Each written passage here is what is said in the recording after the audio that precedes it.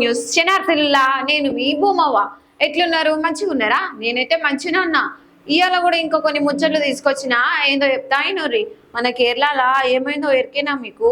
ఒక ఆమె సోషల్ మీడియాలో ఒక వీడియో పోస్ట్ చేసిందట. ఆమె వీడియో పోస్ట్ చేసి ఇంకొక ఆయన చచ్చిపోయిండు. అసలు ఆమె ఎందుకు వీడియో పోస్ట్ చేసింది? మరి ఆ వీడియోలో ఏమున్నది? ఆయన ఎందుకు చచ్చిపోయిండు తెలియాలి కదా. చెప్తా జర జైసూరి. అయితే ఈమె బస్సులో పోతుంటే పక్కపొంటి నిలబడతారు కదా. అయితే ఓ ఆయన దగ్గరికి పోయి ఆయననే ఈమెను దాక్కుతున్నట్టు, ఏదో అసభ్యకరంగా ప్రవర్తిస్తున్నట్టు చేస్తున్నాని అందరిని నమ్మించి ఫేమస్ అయిదామని, లైకులు రావాలని ఆమె పోస్ట్ చేసిందట వీడియో తీసుకొని. బస్ అన్నప్పుడు అందరు నిలబడతారు, ఇలా జాగా లేకపోతే. మనకు అంత ఇబ్బంది అయితే మనమే పక్కకు జరగాలి. నేను ఈమెం చేసిందో ఎరికేనా?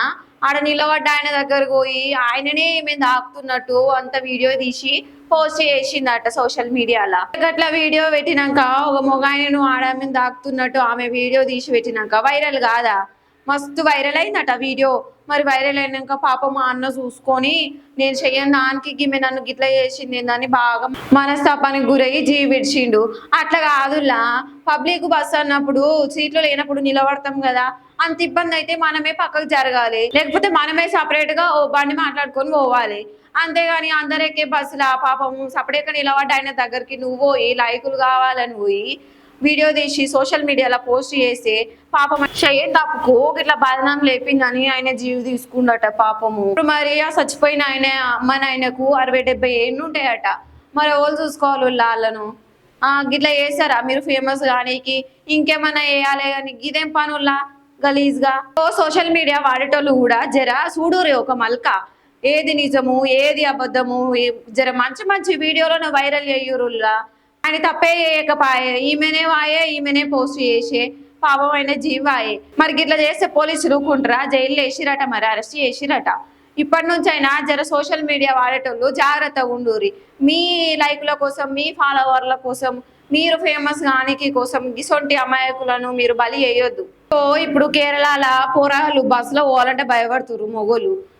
ఒకవేళ పోయినా కానీ ఆట డబ్బాలు కట్టుకుంటురు అట చుట్టూ ఎవలా అనకుంటా. మరి గింత చిత్రమా ముచ్చట?